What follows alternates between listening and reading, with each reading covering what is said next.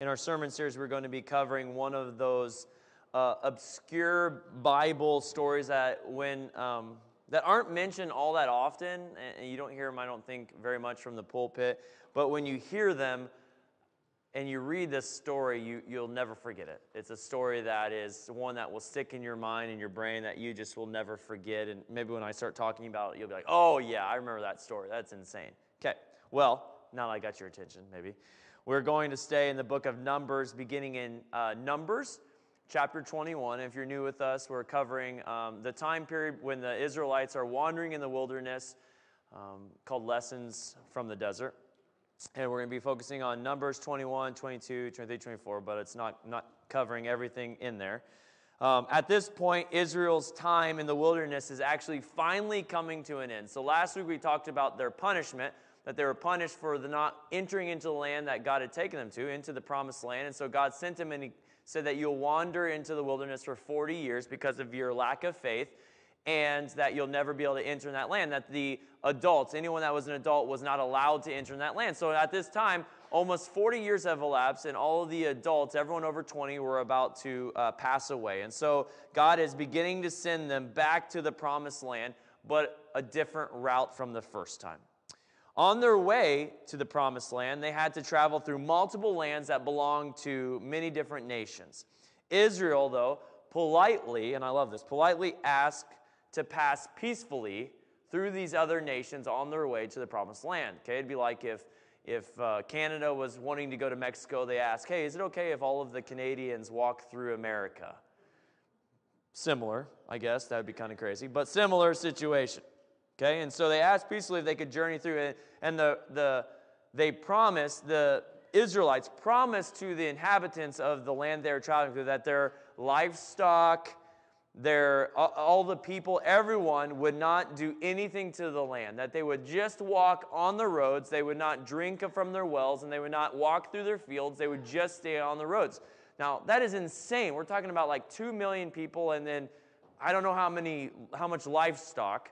Okay, but that was the promise that they had made, that they wanted to walk through there. And the first nation was the Amorites.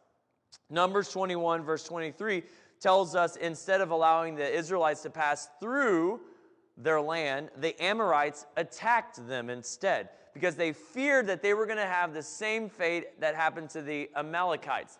Now, remember when Pastor Frank talked, he talked about when Israel defeated the Amalekites, and Moses had to raise his arms. They kept Moses' arms up, and as long as Moses kept his arms up, they were able to defeat the Amalekites. So everyone had heard about this battle, and they all began to fear Israel. And so the Amorites heard about this, and so they were like, "No, we're not letting you walk through. This is a ploy. You're going to destroy us if you come into our land. So we're going to attack you instead of let you peacefully walk through our land, because we believe you're a liar." Okay? So they attacked them, but God was with Israel. That's the most important fact here, that God was with Israel. And because God was with Israel, it says that the Israelites slaughtered them and possessed their land. They finally, because they were able to possess their land, so once Israelites slaughtered the Amorites, they then took ownership of their land on their journey to Israel.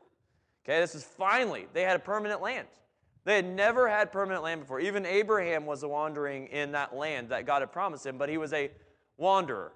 Okay, and so this was the first time that they ever had land of their own at this time.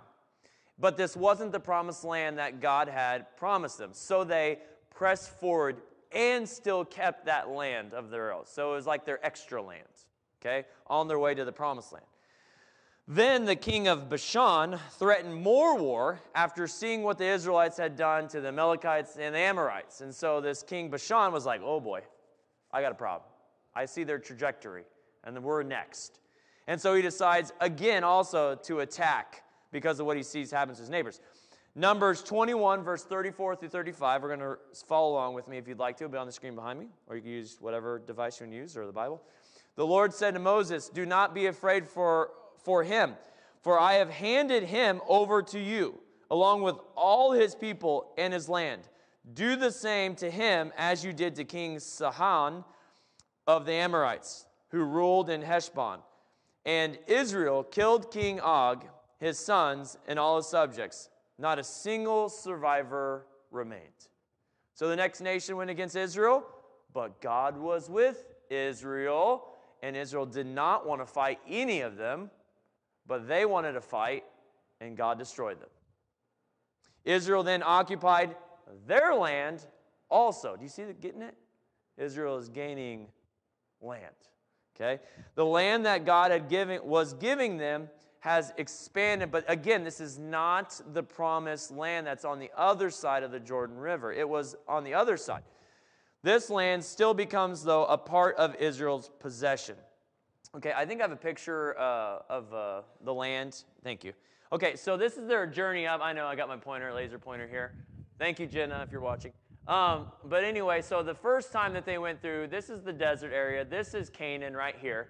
Okay, and they are journeying in this way. The first time they came up where they saw the giants, they came here, and they saw the giants, and they went away, scared, back into the desert.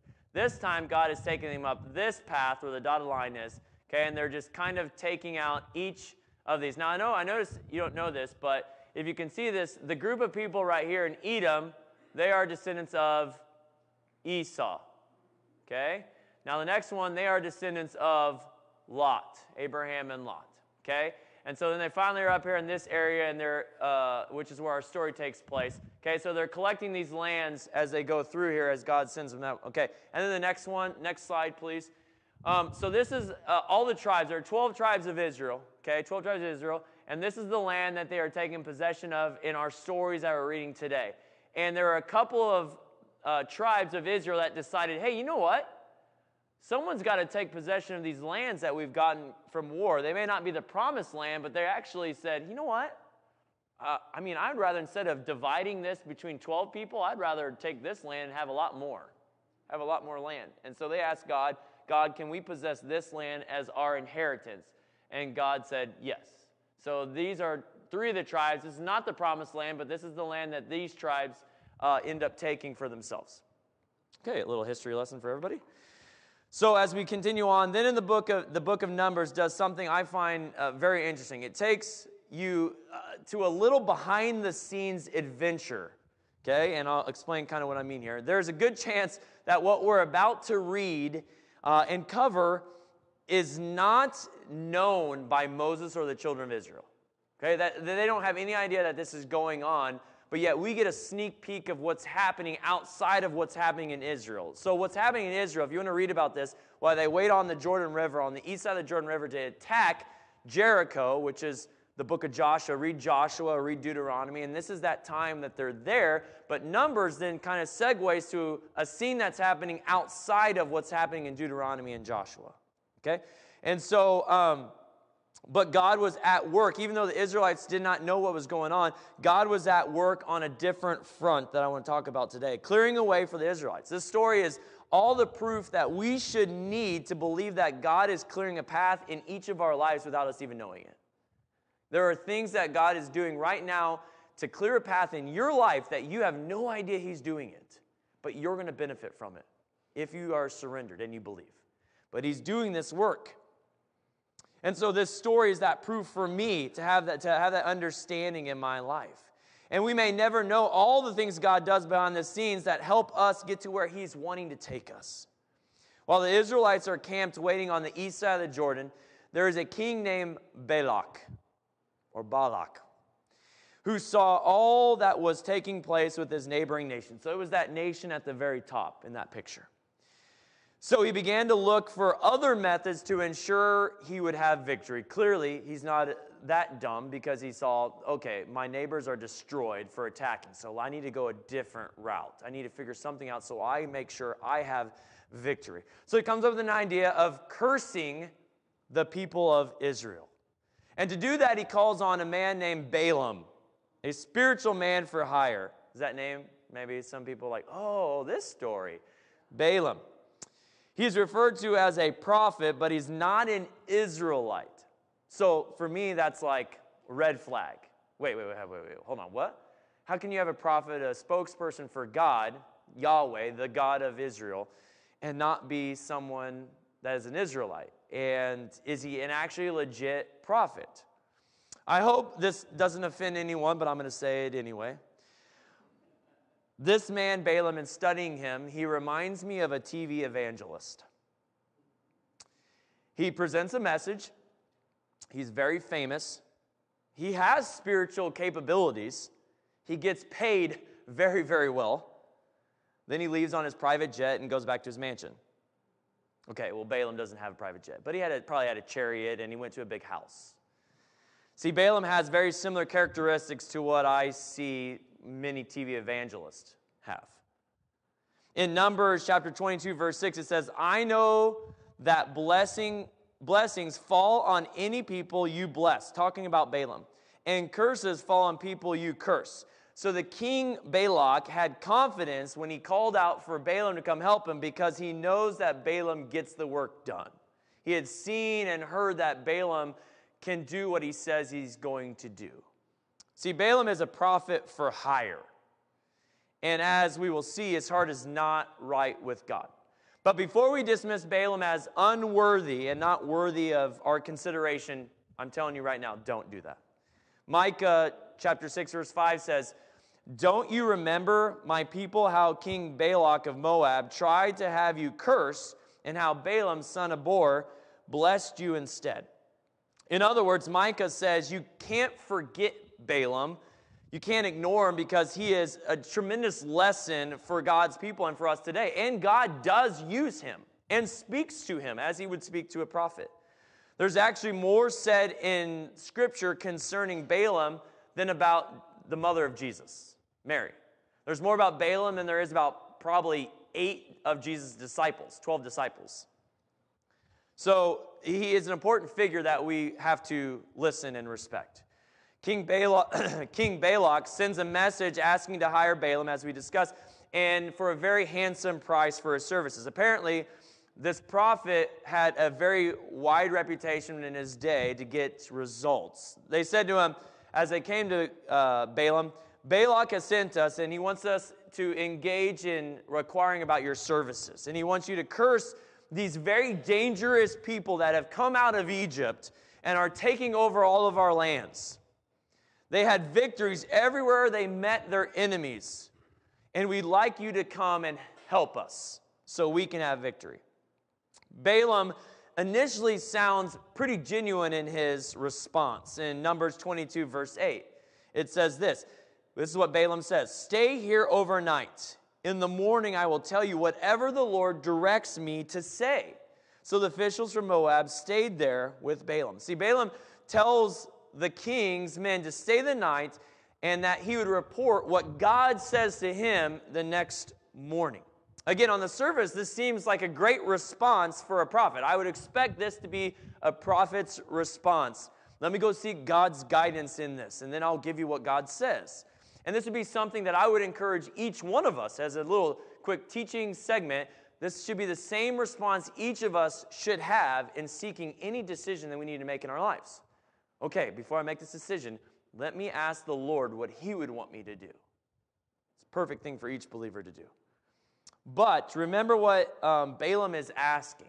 Okay, so Balaam is supposedly a prophet of God, so what the Bible says, and he's going to go ask God what God wants in this situation of cursing Israel. Now, if he was a true prophet, in my opinion, he should have known, a true prophet of Yahweh, God of Israel, he should have known from the very beginning that the Israelites were the blessed children of God.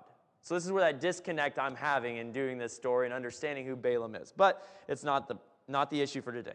God speaks to Balaam in his dream that night in verse 12 of chapter 22. He says, do not go with them. You are not to curse these people, for they have been blessed. Period. That was God's answer. You will not curse these people. I have blessed them.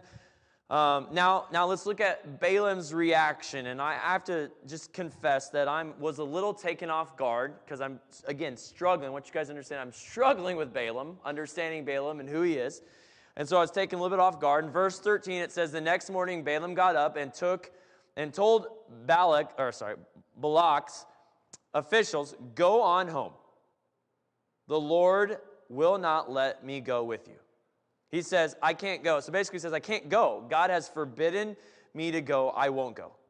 You can return to your master and tell him that I will not go. Just go back Just go back to your king. Now, if the story ended there, I would have to say that Balaam is one of the most remarkable, God-fearing men in all of Scripture. But to churn down the riches and the fame and the glory in order to be obedient to God's calling on his life is incredible. But unfortunately, the story does not end there. Here's where I feel like we begin relating to Balaam a bit. A lot of the times when we are tempted, as Balaam is tempted here, to be disobedient to God and take on the riches, I think a lot of times it's easy to say no to the first round of temptations because you've not experienced the results of what happens if you do give into that temptation, right? The unknown of what could happen if I do give in. So I think the first time you say no, it's a little bit easier than the second or the third time when that temptation just keeps pressing you, and pressing. Hey, try it. Just try it. And try it. And it becomes a little more difficult every single time. And that's the same for Balaam. Balak is not going to take no for an answer because his kingdom is in jeopardy. That's why Satan attacks Christians and tempts people because he's guarding his kingdom. Okay, so if you ever feel attacked, I've said this before, if you ever feel attacked as a believer, feel like things aren't going right and stuff, that's because you are a threat to Satan's kingdom. And so maybe you're not a believer, and so Satan, then, if you're not a believer, what he does is he continues to tempt you and continues to ensnare you in the chains of sin and bondage in your life. And Satan's really good at temptations. He knows how to tempt each one of us. He knows exactly what your struggles are. He knows what areas to press you. He's been doing it your entire life. You understand that? I'd be pretty good at frustrating. That's why you're really good at pestering your sibling. Your kids are really good at getting under each other's skin because they've done it. They're around each other so much and been doing it for so long. They know what button to press. Might I say you might be pressing your spouse's buttons too? Okay? So anyway, that's the same thing. We all have a demon that is oppressing us and trying to poke at us and tempt us constantly, every single day. And that one, he knows exactly what's going to get you. He's going to keep pressing because he's been watching you your entire life, trying to find a way to break you apart from what God is trying to give you. Okay, and so we go on in verse 15 because King Balak tries again, once again, because I think he had an understanding of Balaam's character and who Balaam is, and so I think he knows how he could maybe influence Balaam to go on his way. Verse 15.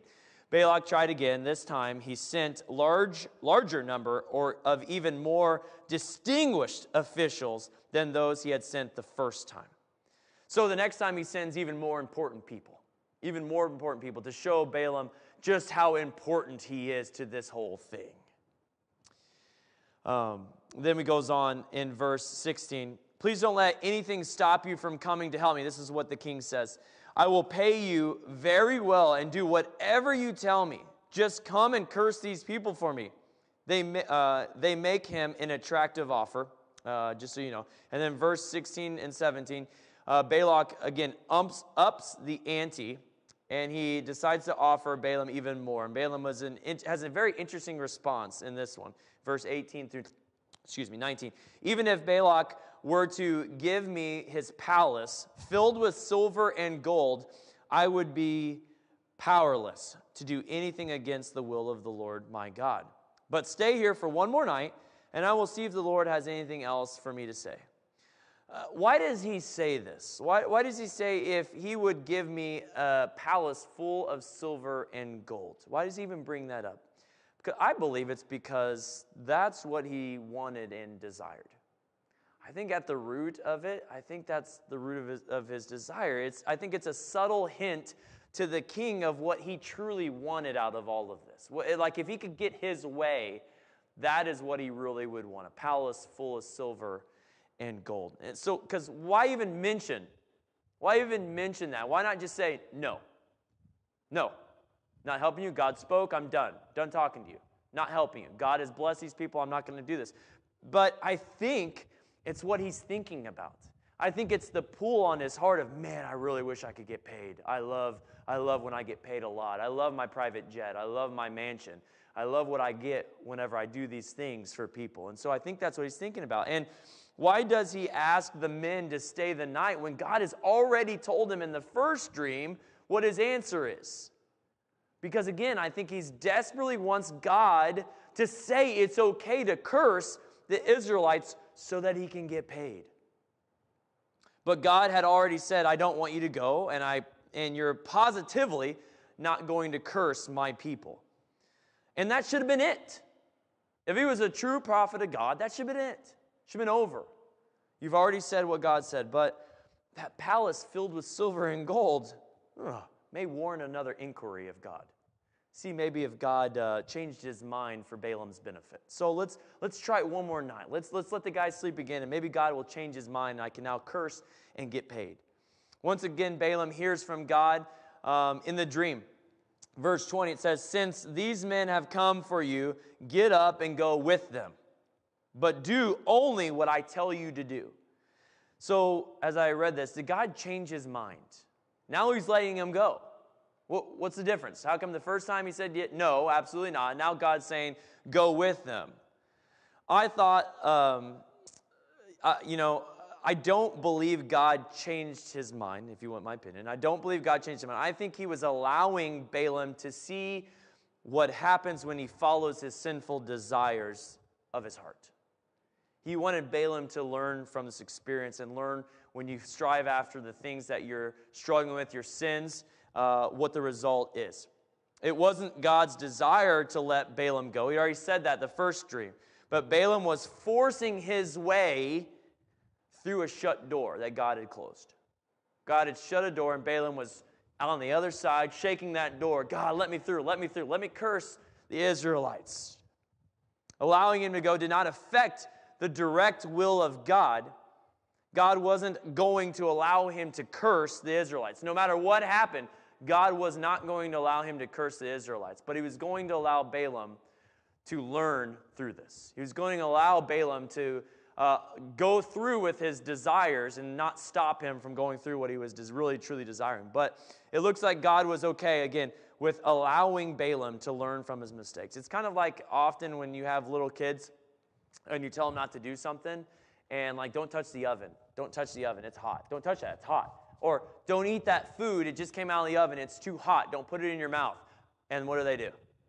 Put it straight up in your mouth. And no matter what you say, they do that. And it's as a parent, sometimes we're like, I'll be honest, and I might be a bad parent in this. I'm like, fine, do it. Do it. I'm done protecting you. I'm not going to keep talking. You're going to have to learn the hard way. And you let them do that. God's doing the exact same thing here, in my opinion. He's saying, Balaam, fine. If you want to go slam through that door enough, just go and see what happens to you in your life. There are so many people today who are avoiding God's will for their life and forging their own path. And God permits this to happen. That's the free will that he allows all of us to have in our life. Balaam already knew what was on God's mind, what God's mind was saying on the situation, and he didn't need to make any further inquiries. But his lust was too great, and he kept slamming into that closed door. It was closed. God had closed it. He shut it on the first try, and Balaam is just running with his shoulder into that door. God, open this door. Open this door. I want to get in. That temptation is too great. Let me in. Let me in. So God allowed him to give in to his selfish desires. It reminds me of the story we covered earlier. Remember when the Israelites complained and sinned against God because they were so tired of the gift, the blessing of manna. Remember that story? We're so tired of this bread from heaven. God, it's 40 years. We're so tired. Give us meat, God. Give us meat. And they were sinfully rebelling against God. So God sent so much quail. I think it said it was a meter high and a day's walk in every direction of quail. And they all ate to their heart's content. And then as we saw, after they were done eating and they were so full, people started dying. A plague hit them and people started dying because God was punishing them for their sinful rebellion. So he gave them what they wanted and allowed them to have what they wanted. But they were going to be punished for their sinful rebellion. If you keep slamming into the door trying to get that temptation, eventually you're going to break it down and God is not going to stop you.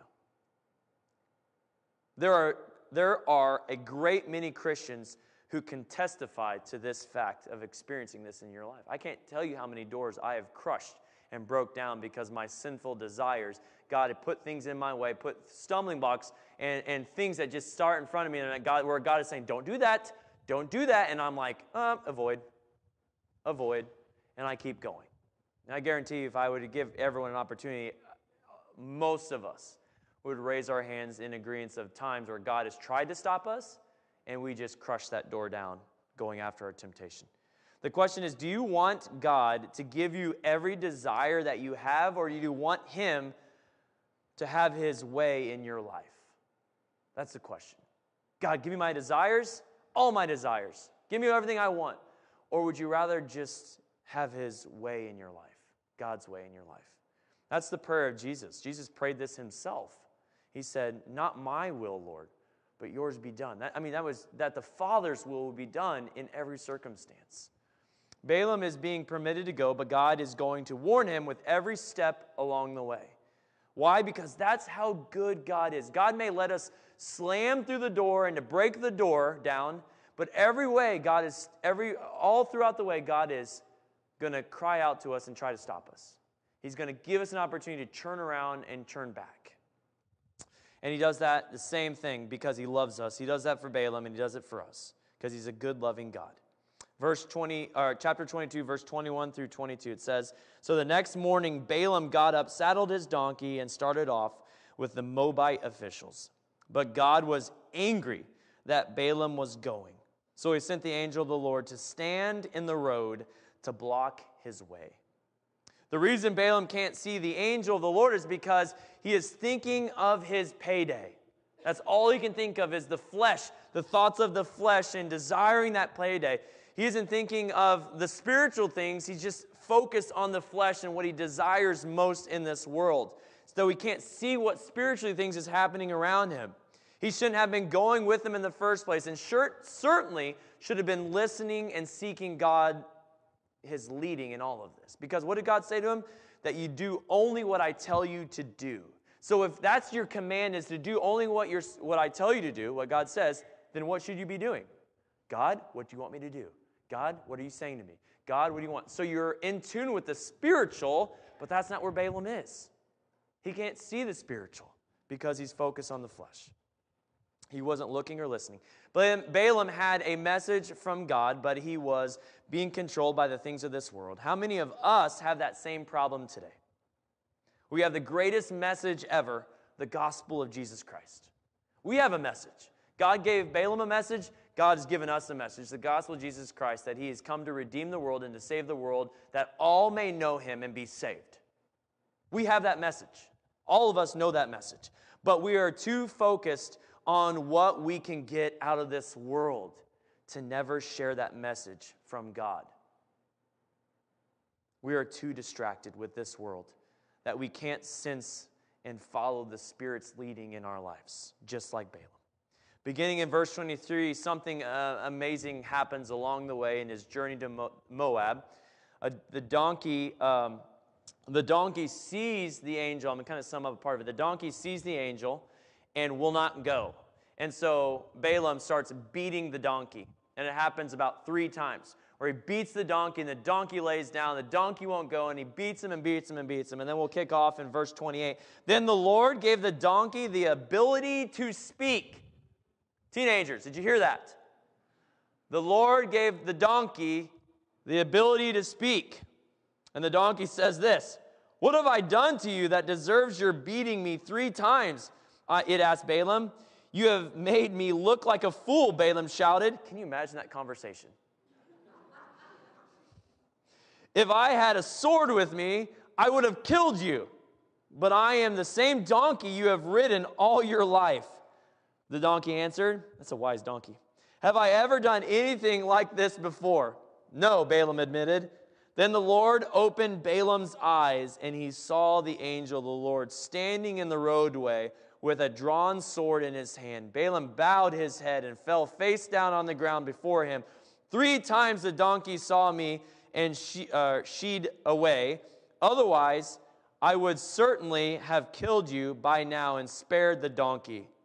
Then Balaam confessed to the angel of the Lord, "I have sinned." So if Balaam would have kept going, he would have been killed. the donkey stopped him from being killed. Okay? Unreal event that hopefully that will never leave your mind forever, that God can speak through a donkey if he's so pleased. God stopped Balaam in his tracks, and it was almost, as I said, dead in his tracks. Okay? God stopped Balaam. God is not going to allow Balaam to miss this moment, and it very much wanted to use Balaam for his divine purposes. Balaam was a hard person to get his undivided attention. You'd think after the first two dreams where God speaks to him, that would have been enough, but it took an unbelievable supernatural occurrence where a donkey that he had had for many years had to speak to him, who had never spoken before. He's having this conversation. Maybe Balaam had spoken to him before, but the donkey had never spoken back. And then an angel of the Lord had to come with his sword drawn. And Balaam, through those two things, eventually surrenders fully to what God wanted him to do.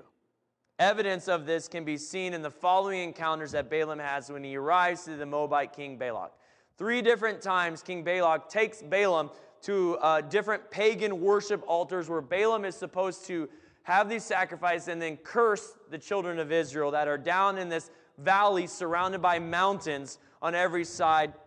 And the Moabite king brings Balaam to this mountaintops to overlook the Israelites where they're going to make these sacrifices to these pagan gods, and then Balaam is going to curse the people down below, but every single time, Balaam says no. And again, I don't think the Israelites had any idea any of this was happening. I think this is a separate story, and they had no idea. They were just focused on the 10 Commandments being spoken again in Deuteronomy, and they were worrying about transitioning between Moses and Joshua. All these things were happening, but this was happening in the background, that they had no idea this was happening. And again, instead of cursing them, Balaam was obedient to God by only saying and doing the things God commanded. And so what did God say? God spoke a blessing instead through Balaam's mouth. So when he was supposed to curse him, he spoke for God instead, and he spoke blessings on the Israelites instead of cursing the Israelites, which again, that made Balak quite mad. Numbers chapter 23, verse 20 through 21 says, "Listen, I receive a command to bless. God has blessed, and I cannot reverse it. No misfortune is in the plan for Jacob. No trouble is in store for Israel. For the Lord their God is with them. He has been proclaimed their God. Whom the Lord has," church, hear this, "whom the Lord has justified, no man can condemn." What wonderful news for us. Who shall bring a charge against those God has saved? No man, and not even Satan, can bring a charge against a sinner who has turned to Jesus Christ. Romans 8:34 tells us, "Who then will condemn us? No one. For Jesus Christ died for us and was raised to life for us, and he is sitting in the place of honor at God's right hand, pleading for us." So what does this mean for all of us today as I wrap all this up? What does this mean for all of us this morning? As I said before, whether you are aware of it or not, the Lord is working on your behalf, just as he did for the Israelites, even without you knowing it. They had no idea any of this was happening around them, but God was fighting battles for them behind the scenes. We all need to understand that when we look at our situations from a ground level, when we face our situations face to face, that's all we can ever see. But when we know that God is making a way for each of us to experience his good plans, it changes our perspective. When we understand that he has plans for each one of us, and we know that he's working things out, if we are just submissive to him and we surrender him, what happens is our view of God turns to a 10,000-foot perspective. On top of that mountain, that they were up, the Moabites were up there looking down on the Israelites, seeing everything they were doing. If we would also be able to look down when we understand what God has done for us, and we can look down and understand that God's got everything in control. We can see that and know that. It's impossible, though, for us to know that if we're not completely surrendered to God. I may have given a bad perspective of Balaam, but there are many people just like him. Maybe you're not a prophet like Balaam was. Maybe you don't have his abilities, his money, or his power, but you also, and I have in my life, ignored God and his calling out to you, just like Balaam has and did. Balaam ignored God's message and wanted to bypass the blessing that God wanted to give him by using him just so he could fulfill his selfish desires.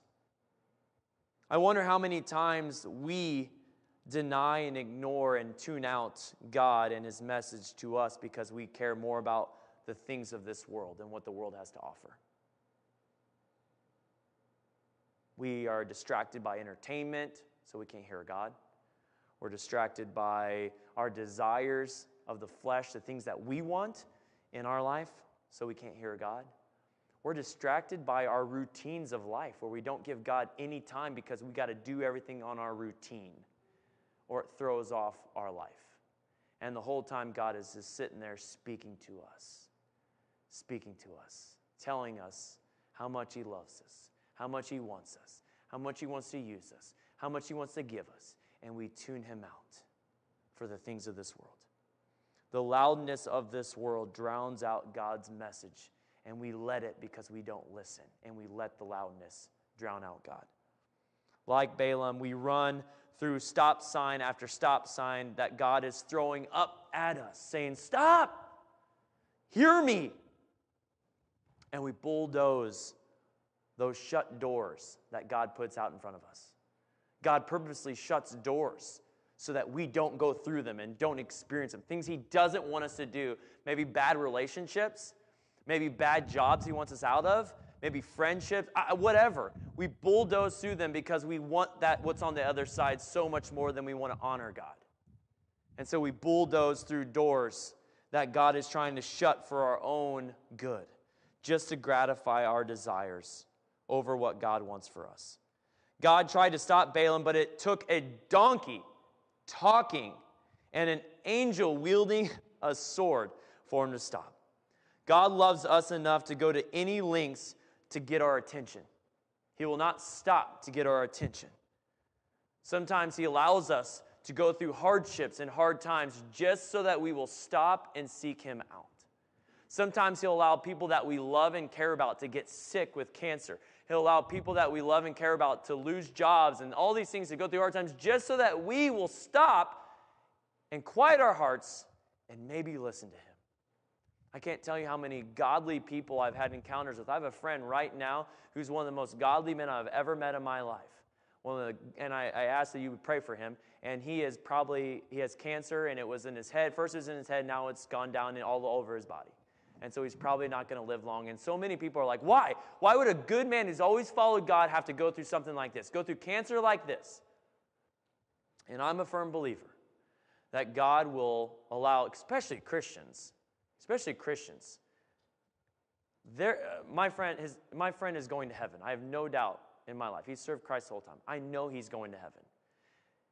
And so he gets to go to a better place regardless. So I have no problem with that. But God will use people that have the certainty of salvation, of going to heaven, to be a witness for those that God might get their attention. Okay, so my friend being sick and dying, I'm hoping that God is going to use his life and his suffering and his just testimony in spite of what he's going through to be an example to someone else of how much he loves God, even in spite of all the things he's going through. God will use bad situations, and he'll use Christians to be the examples so that it might get someone's attention, that might open their ears and hear God say, "Hey, I love you. I love you. Can you hear me talking to you? I love you." Don't make God, friends, let me just end with this. Don't make God stop you with a talking donkey. Don't make God stop you talking, because don't ever let it get that far. God's pursuit of you, don't ever let it get that far. If you let it go that far and you miss it, you may end up with no more chances, like Balaam almost experienced. You understand that God had to have a talking donkey, and if that donkey wouldn't have stopped, Balaam would have died. So don't let it get to be a talking donkey in your life, because it may be the last thing before you're over, your life is ending. In this story, Balaam is constantly tempted. Go ahead, worship team, come forward. In this story, Balaam is constantly tempted to disobey God and to give into this pool of sin in his life. And that's how the enemy works. That's how the enemy works. The enemy doesn't bring you, I have a chain up here. The enemy doesn't bring you a chain of sin and bondage in your life. The enemy doesn't come up to you and be like, hey, here's what I want to offer you. Here's bondage, here's sin. Wrap your life around all this sin and bondage. Take it. You'll really enjoy yourself. Take it. The enemy is not dumb. He doesn't do that. He doesn't just tell you how he wants to destroy your life. He doesn't do that. But what he does is, instead of coming up with a full chain, he comes to you with constant temptations, like he did with Balaam. Constant temptations to get you to give in to those sins that he wants you to experience. And so what it is he gives you a choice every single time. And every time that you choose to give in to your selfish desires, what he's really bringing you is just a link to a chain. And every time you push through that door that God's trying to close in your life, you're just adding another link to your chain. So he's pretty wise in this, but he actually makes us build our own chains. So my question for all of us today is, will you stop breaking through the doors that God is putting out there?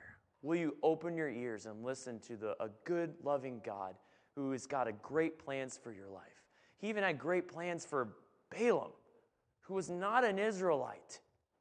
He wasn't a perfect person, not even close. But God had used him to do great things and gave him a great opportunity and great future. And he has the same thing for you, if you will let him. If you will let him. So that's the question. Will you allow him? Will you please stand and